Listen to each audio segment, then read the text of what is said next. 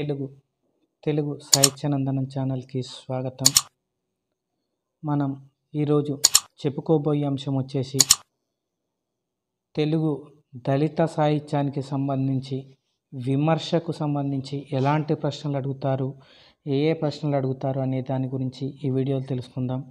తెలుగు దళిత సాహిత్య విమర్శను ఈ వీడియోలో తెలుసుకుందాం. వివరాల్లోకి వెళ్ళే ముందు నా ఛానల్కి కొత్తగా వచ్చిన వాళ్ళు సబ్స్క్రైబ్ చేయవలసిందిగా, అలాగే వచ్చేసి వీడియో చూస్తున్న వాళ్ళు లైక్ అండ్ కామెంట్ షేర్ చేయవలసిందిగా కోరుతున్నాను. ఇక వివరాల్లోకి వెళ్తే దళిత సాహిత్యము అలాగే స్త్రీవాద సాహిత్యము రెండు ఏకకాలంలో ప్రవేశించడం అనేది జరిగాయి. అయితే ఈ దళిత సాహిత్యంలో వచ్చేసి మొట్టమొదటి సంకలనం ఏదైనా ఉందంటే అది వచ్చేసి చిక్కనవుతున్న పాట అని చెప్పేసి ఒక సంకలనం ఉన్నది. ఇది 1995 జనవరి 5న జి లక్ష్మీనరసయ్య అలాగే త్రిపురనేని శ్రీనివాసరావు గారి సంపాదకత్వంలో రావడం జరిగింది. దళిత సాహిత్యానికి సంబంధించి రెండు సంపుటాలు ఉన్నాయి ప్రధానంగా. ఒకటి వచ్చేసి చిక్కనవుతున్న పాట, ఆ తర్వాత పదునెక్కిన పాట. ఈ రెండు పుస్తకాలు కూడా దళిత సాహిత్య విమర్శకు సంబంధించిన దళిత సాహిత్యానికి సంబంధించింది. అయితే గురి చూసి పాడే పాట అని చెప్పేసి కూడా ఒక రచన ఉన్నది. ఇది స్త్రీవాదానికి సంబంధించింది. ఇక్కడ చూడండి, చిక్కనవుతున్న పాట, పదునెక్కిన పాట దళిత సాహిత్యానికి సంబంధించింది. గురి చూసి పాడే పాట మాత్రం స్త్రీవాదానికి సంబంధించింది. ఆ తర్వాత వచ్చేసి స్త్రీవాదం పైన, దళిత సాహిత్యం పైన వచ్చేసి మొట్టమొదటి విమర్శా గ్రంథం ఏది అని చెప్పేసి అడిగితే దళిత సాహిత్యానికి సంబంధించి శిఖామణి రచించినటువంటి దళిత సాహిత్య తత్వము అని చెప్పేసి ఒక రచన ఉన్నది. ఇది మొట్టమొదటి దళిత సాహిత్య విమర్శన గ్రంథం. ఆ తర్వాత వచ్చేసి ఈ శిఖామణి గారు మరొక రచన చేశారు. ఆ రచన వచ్చేసి సమాంతర అని చెప్పేసి వ్యాస సంకలనం, విమర్శ వ్యాసాలది. దీంట్లో వచ్చేసి బొజ్జతారకం, బోయ జంగయ్య, చెల్లపిల్ల స్వరూపరాణి వంటి వారి కవిత్వం పైన విమర్శ కలదు. శిఖామణి రాసినటువంటి రెండు రచనలు ప్రధానంగా ఇప్పుడు ఇచ్చిన వాటిల్లో. అది వచ్చేసి దళిత సాహిత్య తత్వం, ఇది తొలి విమర్శన గ్రంథం దళిత సాహిత్యానికి సంబంధించి. ఆ తర్వాత సమాంతర అనే రచన ఉంది, ఇది కూడా విమర్శది, శిఖామణి గారిది. ఆ తర్వాత ఇది చూడండి, ఇక్కడ చిత్రపటంలో అవుపిస్తుంది వచ్చేసి చిక్కనవుతున్న పాట, ఇది దళిత సాహిత్యానికి సంబంధించింది. పదునెక్కిన పాట, ఇది కూడా దళిత కవిత్వానికి సంబంధించింది. ఇక దళితుల గురించి ప్రత్యేకమైనటువంటి రచనలు చేసిన వారు ఎవరుంటే కత్తి పద్మారావు. వీరు దళితుల చరిత్రకు సంబంధించి అదే పేరుతోని దళితుల చరిత్ర అని 7 సంపుటాలుగా ఒక పుస్తకాన్ని వెలువరించడం అనేది జరిగింది. ఇక ఈ కత్తి పద్మారావు గారి రచనలు కనుక చూస్తే కొన్నిటిని బ్రాహ్మణవాదం మూలాలు అని చెప్పేసి ఒక రచన. ఆ తర్వాత ఒక అస్పృశ్యని యుద్ధగాథ అని చెప్పేసి తన స్వీయ చరిత్రను రాయడం జరిగింది కత్తి పద్మారావు. ఆ తర్వాత జనగీతము అని చెప్పేసి ఒక రచన. ఇంకా తెలుగులో వచ్చేసి దళిత సాహిత్య నేపథ్యంలో వచ్చినటువంటి రచన ఏది అంటే, తెలుగు సాహిత్య చరిత్ర ఏది అంటే కత్తి పద్మారావు గారు రాసినటువంటిది సాహిత్య చరిత్ర, తెలుగు సాహిత్య చరిత్ర. ఆ తర్వాత దళితుల సామాజిక సాంస్కృతిక చరిత్ర, ఇది కూడా కత్తి పద్మారావు గారి రచన. ఇంకా వచ్చేసి ఆ తర్వాత తెలంగాణ మాండలిక భాషలో వచ్చినటువంటి తొలి దళిత నవల ఏది అని చెప్పేసి అడుగుతారు. తెలంగాణ మాండలిక భాషలో వచ్చినటువంటి తొలి దళిత నవల ఏది అంటే అది కక్క అనే నవల. దీన్ని వేముల ఎల్లయ్య గారు రాయడం అనేది జరిగింది. వేముల ఎల్లయ్యనే కక్క సిద్ధి అని చెప్పేసి 2 నవలలు రాశారు. ఈ రెండు కూడా దళిత నేపథ్యంలో కలవు. అయితే ఈ నవలల్లో కక్క అనే నవలలకు విమర్శ వ్యాసాన్ని రాసింది ఎవరంటే జీలకర్ర శ్రీనివాస్. ఆ తర్వాత వచ్చేసి తెలుగు సాహిత్యంలో సంఘ సంస్కరణ ఉద్యమానికి ప్రారంభం కాకముందే అస్పృశ్య నిరసన కవిత్వం అనేది ఉన్నది. గాంధీజీ గారు వచ్చేసి అప్పట్లో ఉండేటువంటి దళిత అనే పదంలో, అట్లాగే పంచములు అనే స్థానంలో వచ్చేసి దళిత స్థానంలో హరిజనుడు అని చెప్పేసి ఒక పదాన్ని తేవడం అనేది జరిగింది. అయితే చాలామంది ఇదే పదంలో గాంధీజీ మార్గంలో చాలామంది దళితులు నడవడం జరిగింది. అయితే కొందరు దీన్ని హరిజనుడు అనే పదాన్ని వ్యతిరేకించడం అనేది కూడా జరిగింది. దళిత మార్గంలో జాషువా వచ్చేసి గాంధీ మార్గంలో ప్రయాణించడం అనేది జరిగింది. జాషువా సైతం గాంధీ శాంతి మార్గం నాది అని చెప్పేసి ప్రకటించాడు. ఇక్కడ అడుగుతారు, గాంధీ శాంతి మార్గం నాది అని చెప్పేసి ప్రకటించిన కవి ఎవరు అంటే గుర్రం జాషువా. ఆ తర్వాత వచ్చేసి ఇంతకుముందు చెప్పుకున్నట్టు దళితులు గాంధీజీ ప్రతిపాదించిన హరిజన అనే పదాన్ని కొందరు తిరస్కరించడం అనేది జరిగింది. ఇక కొన్ని పుస్తకాలు చూడండి. తెలుగు కవిత్వంలో, తెలుగు కథా సాహిత్యంలో దళిత బహుజనులు అని చెప్పేసి ఒక పుస్తకం రావడం జరిగింది. దీనిని వచ్చేసి సిద్ధాంత వ్యాసం, దీన్ని బూక్య గోపీనాయక్ గారు రాయడం జరిగింది. తెలుగు కథా సాహిత్యంలో దళిత బహుజనులు. ఆ తర్వాత వచ్చేసి దళిత సాహిత్యానికి ప్రత్యేకమైనటువంటి రచనలు చేసిన మరొక కవి ఏడి శిఖామణి, ఆచార్య ఏడి శిఖామణి. వీరి రచనలు చూస్తే శిఖామణి వచ్చేసి చూపుడు వేలు పాడే పాట అని చెప్పేసి రాశారు. చూపుడు వేలు పాడే పాట. ఆ తర్వాత వచ్చేసి మరొక రచన చిలక్కొయ్య అని చెప్పేసి కవిత్వం. ఇంకా వచ్చేసి కిర్రు చెప్పుల భాష అని, కిర్రు చెప్పుల భాష. ఇంకా ఇవి. ఆ తర్వాత వచ్చేసి 1994లో విమర్శకు సంబంధించి 1994లో ఒక కవితా సంకలనంలో వరదయ్య అనేటాయన కవి సంతకాలు అని చెప్పేసి ఒక కవిత రాయడం జరిగింది. ఈ కవిత రాస్తే దానికి విమర్శించుకుంటూ కె శివారెడ్డి గారు వచ్చేసి నువ్వెప్పుడైనా గడ్డం గీసావా అంటూ మరొక కవితను రాశారు. అంటే వరదయ్య రాసినటువంటి కవిత కవి సంతకాలు. దీనికి విమర్శనగా వచ్చింది నువ్వెప్పుడైనా గడ్డం గీసావా అనేది కె శివారెడ్డి గారు రాసింది. ఆ తర్వాత వచ్చేసి దళిత సాహిత్యానికి సంబంధించి కొన్ని కొటేషన్స్ చూస్తే కత్తి పద్మారావు గారితో వచ్చేసి కందుకూరి బ్రాహ్మణ వ్యవస్థ స్త్రీల కోసం ఉద్యమిస్తే జాషువా సమాజం అట్టడుగు స్త్రీలకు తన సోదను వినిపించగలిగాడు అన్నాడు. అంటే ఇక్కడ కత్తి పద్మారావు ఏమన్నాడంటే కందుకూరి వచ్చేసి కేవలం బ్రాహ్మణ స్త్రీల గురించే ఆయన పోరాడాడు, ఉద్యమించాడు. కానీ జాషువా మాత్రం వచ్చేసి సమాజంలో ఉండేటువంటి అట్టడుగు స్త్రీల గురించి పోరాడారు అని చెప్పేసి చెప్పడం జరిగింది. ఆ తర్వాత సుంకరి పోషన్న అలాగే ఎం లక్ష్మయ్య గారు అన్నది మాట వచ్చేసి మడి కట్టుకున్న భాష మీది, సియాబువ్వ భాష మాది అని చెప్పేసి అన్నది ఎవరు అంటే సుంకరి పోషన్న అలాగే ఎం లక్ష్మయ్య. ఇక దళిత సాహిత్యానికి సంబంధించి విమర్శా గ్రంథాలను కనుక చూస్తే ప్రత్యేకించి విమర్శా గ్రంథాలు దళిత సాహిత్యం తాత్విక దృక్పథము అని చెప్పేసి 1999లో జి లక్ష్మీ నరసయ్య, దళితవాద వివాదాలు ఎస్వి సత్యనారాయణ, ఆధునిక సాహిత్య విమర్శా సూత్రం 1996లో కొలకలూరి ఈయన. ఇక్కడ చూడండి దళిత సాహిత్యానికి సంబంధించి జి లక్ష్మీ నరసయ్య గారి పుస్తకాలు కనుక చూస్తే జి లక్ష్మీ నరసయ్య గారు చాలా కృషి చేయడం అనేది జరిగింది. వీరు దళిత సాహిత్య తాత్విక దృక్పథం అని చెప్పేసి పుస్తకం తెచ్చారు. అయితే దళిత సాహిత్యంలో అప్పుడు జరిగినటువంటి చర్చలన్నిటి కూడా ఒక పుస్తకంగా ఒక సంకలనంగా తేవడం జరిగింది. అదే దళితవాద వివాదాలు అని చెప్పేసి. దీనికి సంపాదకులు ఎస్వి సత్యనారాయణ. స్త్రీవాద వివాదాలు అని చెప్పేసి కూడా ఒక పుస్తకం ఉన్నది, దానికి కూడా ఎస్వి సత్యనారాయణ గారే సంపాదకులు. ఆ తర్వాత దళిత సాహిత్య నేపథ్యం అనే ఒక పుస్తకం ఉన్నది, దీనికి ఎస్వి సత్యనారాయణ గారు రాయడం జరిగింది.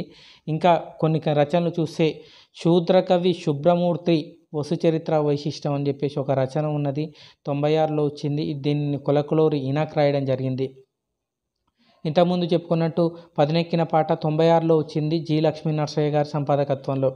ఆ తర్వాత దళిత సాహిత్యం 93లో కలకలూరి ప్రసాద్. ఆ తర్వాత కలకలూరి ప్రసాద్ దళిత సాహిత్యం దళిత సాహిత్యోద్యమం అని చెప్పేసి మరొక పుస్తకం వచ్చింది, కలకూరి ప్రసాద్. ఆ తర్వాత ఆంధ్రప్రదేశ్ దళితులు అని చెప్పేసి కలకూరి ప్రసాద్. ఈ పుస్తకాలన్నీ కలకూరి ప్రసాద్ గారివి. ఆ తర్వాత దళిత కిరణాలు అని చెప్పేసి ఒక పుస్తకం వచ్చింది, కలకూరి ప్రసాద్. దళిత సాహిత్య సౌందర్యతత్వము అని చెప్పేసి ఒక రచన రావడం జరిగింది, కొలకూరి మధుజ్యోతి గారి రచన. భూపాల రాగము అని చెప్పేసి వచ్చింది, దీనిని నేతల ప్రతాప్ కుమార్ రాయడం జరిగింది. ఆత్మగౌరవ స్వరము అని చెప్పేసి కత్తి పద్మారావు రచన.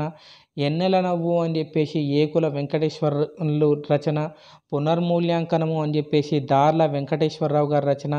దళిత సాహిత్యం మాదిగ దృక్పథం, ఇది కూడా దార్ల వెంకటేశ్వరరావు గారి రచన. ఆ తర్వాత సవ్వడి బన్నాయిలయ్య, ఈ పుస్తకంలో కూడా దళిత సాహిత్య విమర్శ కలదు. దళిత వ్యాకరణం వచ్చేసి దేవులపల్లి మస్తాన్ రావు గారి రచన. అస్తిత్వవాదం వ్యాస సంపుటి ఉన్నది, దీంట్లో 16 వ్యాసాలు ఉన్నాయి. దీనిని చెల్లపిల్ల స్వరూపగా రాని రాయడం జరిగింది. ఇది కూడా దళిత స్త్రీవాద దృక్కోణంలో రాయబడింది. అస్తిత్వవాదం ఇది ఇంపార్టెంట్. ఈ రచన చేసింది ఎవరు అంటే చెల్లపల్లి స్వరూపరాణి. ఆ తర్వాత దళిత సాహిత్యకు సంబంధించి వ్యాసాలు ఏమున్నాయి దళిత విమర్శకు సంబంధించి అంటే ఇవన్నీ కూడా దళితవాద వివాదాల్లో ఉన్నాయి. వాటిని చూస్తే దళిత కవిత్వంకు వచన కవిత్వం వాహిక కాదు అన్నది ఎవరంటే వేమో. దళితవాదాలకు వచన కవిత ఎందుకు నిషిద్ధమని హెచ్ఆర్ఏ గారు వ్యాసం రాశారు. మా మూతులకు మళ్ళీ ముంత కట్టొద్దు అని చెప్పేసి సతీష్ చందర్ రాసినటువంటి వ్యాసం. భాషకు కులమానాలు ఉంటాయా అని కోవెల్ల సంపత్కుమాచార్య గారు రాశారు. ఆ తర్వాత భాషకు కులమానాలు ఉంటాయా, ఇది కోవెల సంపత్కుమాచార్య. దూరాలు చేసే ఉద్యమాలు వద్దు అని చెప్పేసి ద్వానశాస్త్రి. పిడికెడు ఆత్మగౌరవం కోసమని కలకూరి ప్రసాద్. దళిత కవిత్వం విషయానికి వస్తే చెకోనా సంపాదకత్వంలో, ఆ తర్వాత దళిత కవిత్వం విషయానికి వస్తే చెకోనా సంపాదనలో పాట చిక్కనవుతుందా అని చెప్పేసి ఒక రచన రావడం జరిగింది. ఇది దళిత విమర్శ కవితా సంకలనం.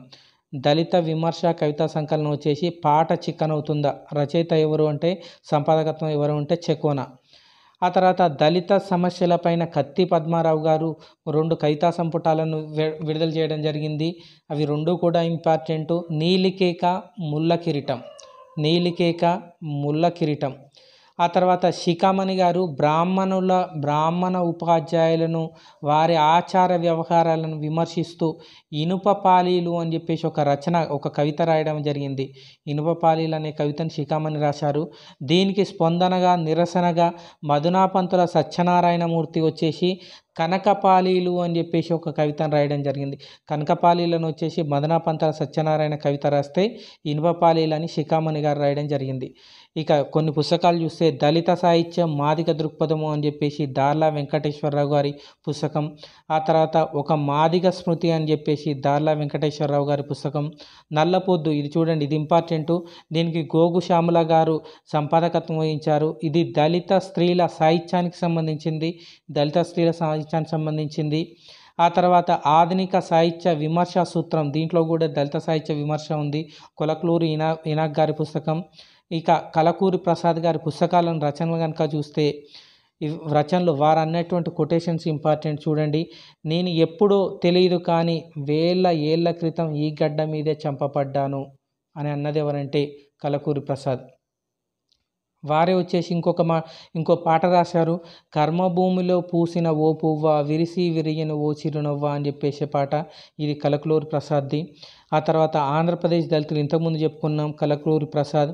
నేను బాధితుణ్ణి కాదు అమరుణ్ణి, ఎగిరే ధిక్కార పతాకాన్ని అన్నదెవరు అంటే కలకూరి ప్రసాద్. ఆ తర్వాత పిడికడ ఆత్మగౌరవం కోసం అని చెప్పేసి విమర్శ రచన చేశారు కలకూరి ప్రసాద్. అంటరాని ప్రేమ అని చెప్పేసి ఒక కవిత్వ సంపుటి తేవడం జరిగింది. అన్నంగిన్న కవి అని చెప్పేసి ఎవరికి పేరు అంటే నేతల ప్రతాప్కు పేరు. ఆ తర్వాత దళిత సాహిత్యాన్ని, అలాగే దళిత శబ్దాన్ని, ఇక్కడ చూడండి చాలామంది దళితవాదం మీద స్పీచ్లు ఇస్తారు, కానీ అసలు దళిత అంటే అర్థం కూడా, ఆ పదానికి అర్థం తెలియని వాళ్ళు కూడా చాలామంది ఉన్నారు.